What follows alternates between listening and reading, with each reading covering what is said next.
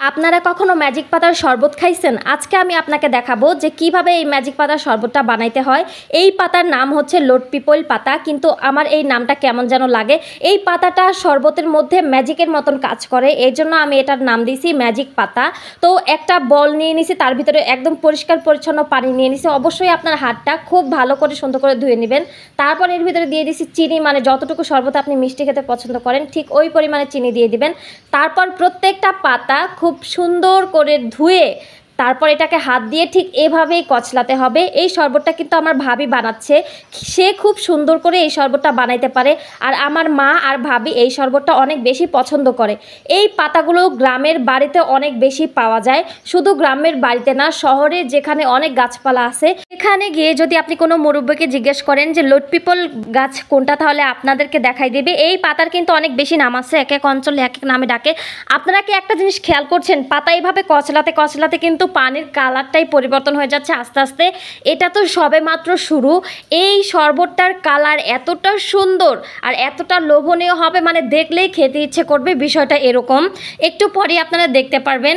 এই যে ভাবি এখানে হাত দিয়ে উঠে উঠে দেখাচ্ছে যে পানির ঘনত্বটা কতটুকু। এই পানির ঘনত্ব একদম ঘন ঘন হয়ে যাবে। এই পাতাটা একদম ভালো করে কচলানো হয়ে গেলে পাতার কালারটাও হালকা হয়ে যাবে, মানে গাঢ় সবুজ হয়ে যাবে আর কি, হালকা হয়ে যাবে না। তো এখানে দেখেন আমাদের শরবতটা অলরেডি হয়ে আসছে। এই পাতার যে গুণাগুণ আছে, মানে একটা মেয়েদের ব্যক্তিগত যে প্রবলেমগুলো আছে, এই পাতার এই শরবতটা খেলে নাকি ওই সমস্যাগুলো সমাধান হতে পারে। যাই হোক, এটা আপনার মা খালারা খুব ভালো করে চিনবে এবং তারা এই শরবত ছোটোবেলায় হয়তো নানি দাদিদের হাতে খেয়েছে।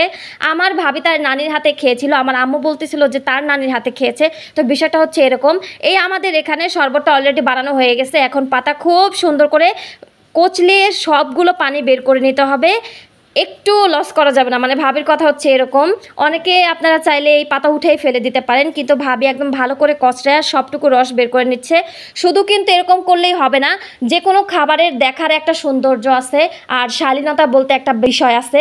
তো যেহেতু ওই ছোটো ছোটো পাতাগুলো রয়ে গেছিলো চিড়ে চিড়ে, সেটাকে খুব সুন্দর করে ছাঁকতে হবে।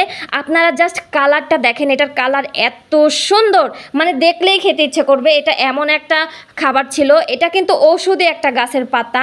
এটা এই দেখেন আমি এখানে নিয়ে দেখাচ্ছি আপনাদেরকে, দেখেন কত সুন্দর কালার হয়েছে। আমার হাতের পিছনে যাকে দেখা যাচ্ছে সে হচ্ছে আমার আম্মু। ওই দেখেন ভাবি কিন্তু আম্মুকে শরবত দিচ্ছে। আমার আম্মু কিন্তু খুব ভালো করে মজা করে খেয়ে নিচ্ছে। আমার আম্মুর এটা অনেক বেশি পছন্দের আর আমার ভাবিরও অনেক বেশি পছন্দের। এই শরবতটা কিন্তু আপনারা একবার হলেও ট্রাই করবেন। এই পাতার কিন্তু কোনো গন্ধ নেই আর একদম কোনো তিতাও না, একদম নর্মাল শরবতের মতন। আপনারা অবশ্যই একবার হলেও ট্রাই করে দেখবেন।